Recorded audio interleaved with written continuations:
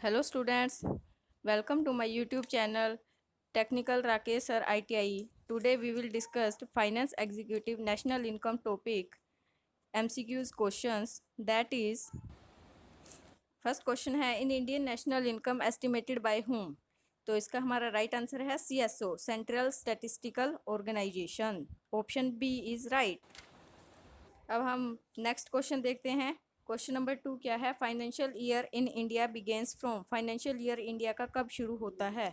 तो इसका हमारा राइट आंसर है option C April 1 to March 31।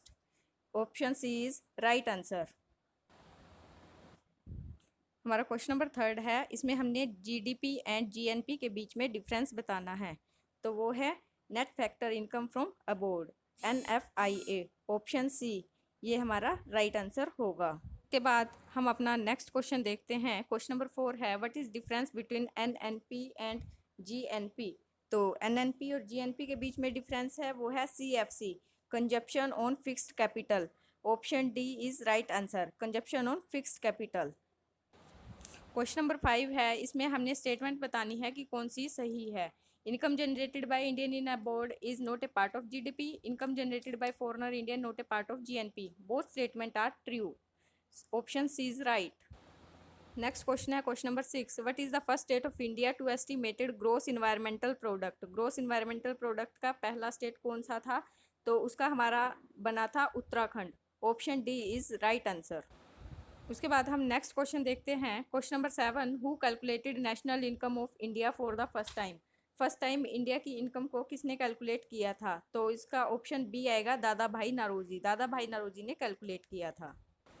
हमारा क्वेश्चन नंबर 8 है, जिसमें हमने स्टेटमेंट को कंसीडर करना है कि कौन सी सही है। तो double counting should exclude, share and bonds value should include. तो इसमें करेक्ट स्टेटमेंट ओनली वन है, double counting should exclude. Next हमारा क्वेश्चन नंबर 9 आता है, जिसमें हमने कंसीडर करना है कि कौन सी स्टेटमेंट हमारी ट्रू है। Second hand goods value should not be added in national income, self produce and consume product must be added. तो इसमें दोनों ही स्टेटमेंट हमारी करेक्ट है, तो option C is right. Next हमारा क्वेश्चन नंबर 10 दे रखा है, जिसमें हमने करेक्ट स्टेटमेंट बतानी है कि कौन सी स्टेटमेंट इनमें से सही है। तो इसमें हमारी 4 स्टेटमेंट दी गई हैं, जो कि चारों की चारों ही ट्रू हैं, तो ऑप्शन डी इज राइट। और 11 दे रखा है, जिसमें हमने बताना है कि इस क्वेश्चन के अकॉर्डिंग कि चूज़ हमने फॉल्स स्टेटमेंट को चूज़ करना है। तो फॉल्स स्टेटमेंट के अकॉर्डिंग जो हमारा आंसर बनेगा, तो इसमें NFIA पॉजिटिव नेगेटिव सब कुछ दे रखा है, तो ऑल स्टेटमेंट्स आर ट्रू। तो इसका ऑप्शन डी आएगा, option D is right answer. Question number 12 में डिफरेंस बताना है फैक्टर कॉस्ट और मार्केट प्राइस के बीच में। तो इसका ऑप्शन बनेगा नेट डायरेक्ट टैक्सेस। तो option B is right answer. उसके बाद हम अपना 13 क्वेश्चन देखते हैं। 13 क्वेश्चन में हमें दे रखा है कि which of the following is not A base year. Base year हमारा कौन सा नहीं है? तो इसमें ऑप्शन सी आएगा 2013 एंड 14। नाउ नेक्स्ट, अब हम अपना 14 क्वेश्चन देखते हैं। 14 क्वेश्चन में इसने हमें क्या दिया हुआ है? 14 क्वेश्चन में इन्होंने पूछा है कि कौन सी स्टेटमेंट इनमें ट्रू है। तो total finished value reflecting to terms of current market price nominal income, total finish value reflecting term base year price of real income. Both statement are true, option C is right. अब हमने question number 15 में बताना है GDP deflator represented by. GDP deflator कौन represent करता है? तो उसमें ऑप्शन ए हमारा राइट आंसर बनेगा, nominal income divide by real income multiply by 100 is right, option A.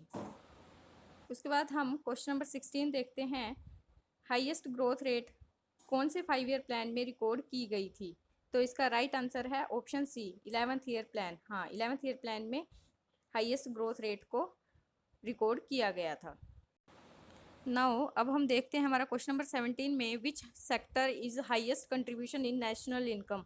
कौन से सेक्टर का नेशनल इनकम में सबसे ज़्यादा कंट्रीब्यूशन है? तो वो है service sector, option A is right answer. अब हमारा क्वेश्चन नंबर 18 आता है, जिसमें हमने बताना है चेयरमैन नेशनल इनकम कमेटी 1949 में नेशनल इनकम कमेटी के चेयरमैन कौन थे? तो इसका हमारा option C B is right answer, PC Mahalanobis is chairman of national income committee. अब हमारा क्वेश्चन नंबर 19 आता है, जिसमें हमने सर्कुलर फ्लो ऑफ इकोनॉमी में लीकेज बतानी है। तो इसमें ऑप्शन दे रखे हैं सेविंग, इंपोर्ट, लोन, टैक्सेस। तो saving, import and taxes, option C is right, ये हमारी लीकेज होती हैं।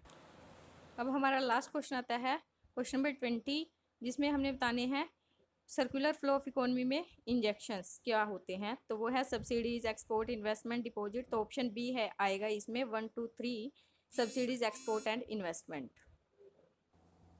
Thanks for listen my this video. Thank you students.